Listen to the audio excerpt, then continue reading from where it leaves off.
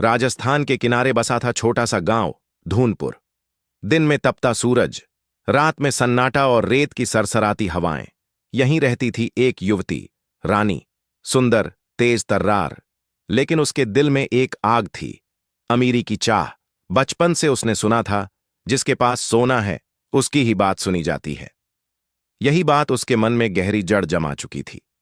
उसके माता पिता साधारण किसान थे, रोजी कम, चिंताएं ज्यादा। रानी का दिल और बेचैन होने लगा। गांव के बुजुर्ग अक्सर कहते, रेगिस्तान के पार एक त्यागा हुआ कुआं है, जहां सदियों से एक जिन्नात कैद है। कहानी यह थी, जिन्नात इच्छाएं पूरी करता है, लेकिन बदले में आत्मा का स्वामित्व ले लेता है। लोग डरते थे, पर रानी के दिल में डर से ज्यादा लालच था। एक दिन मेले में रानी ने एक अमीर व्यापारी की बेटी को सोने चांदी से लदी देखा। उसकी आंखों में जलन उतर आई। उसने मन ही मन ठान लिया, मैं गरीब नहीं रहूंगी, किसी भी कीमत पर। अगले दिन मंदिर के बाहर एक बूढ़ी साध्वी बैठी थी। वह बोली, बेटी, धन से पहले संतोष चुनना। रानी मुस्कुराकर आगे बढ़ गई। साध्वी ने कहा, जिन्नात का रास्ता मत चुनना। वह सोना देता है, पर शांति छीन लेता है। रानी ने बात को मजाक समझ लिया। उस रात रानी अकेली रेगिस्तान के गहरे हिस्से में निकल पड़ी। घंटों भटकने के बाद वह एक जर्जर अंधेरे कुएं तक पहुंची। कुएं से ठंडी हवा उठ आवाज आई, कौन मुझे पुकार रहा है? रानी डरते हुए बोली, मैं धन चाहती हूं। नीली धुंध घूमी और एक विशाल आकार उभरा। वह था जिन्नात। जिन्नात बोला, तुम्हारी हर इच्छा पूरी होगी, पर जितना पाओगी उतना खोओगी। रानी बोली, मुझे परवाह नहीं। अगले ही दिनों रानी के खेत से पुरानी मिट्टी के नीचे सोने के सिक्के मिले। लोग हैरान, रानी प्रसन्न। धीरे धीरे उसका स्वभाव बदलने लगा। अब वह बातों में घमंड भरने लगी। रानी का पुराना दोस्त मोहन बोला, रानी, लालच से सुख नहीं मिलता।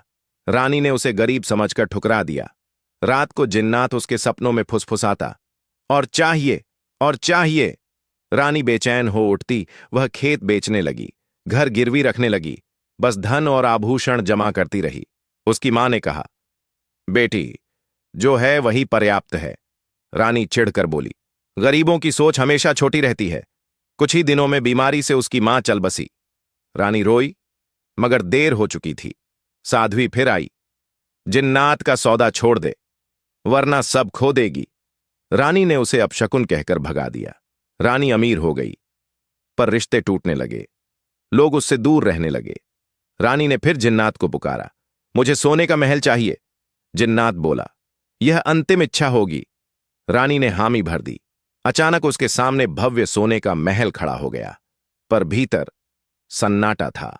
महल के गलियारों में अजीब सी ठंडी लहरें बह रही थीं। रानी डरने लगी। जिन्नात बोला, अब कीमत चुकाओ, तुम्हारी अंतिम इच्छा पूरी हो गई। रानी चिल्लाई, मैं सब छोड़ दूंगी, बस मुझे आजाद कर दो। पर जिन्नात बोला, लालच से किया गया सौदा कभी वापस नहीं होता। धीरे धीरे उसका शरीर कठोर होने लगा। वह महल की दीवारों में समा गई। आज भी रेगिस्तान में टूटा फूटा सोने का महल खड़ा है। रात में दीवारों से आवाज आती है, और मुझे और चाहिए। गांव वाले कहते हैं, यह रानी की आत्मा है, और यह कहानी सिखाती है, संतोष ही सच्चा खजाना है। लालच जीवन का सबसे बड़ा अभिशाप।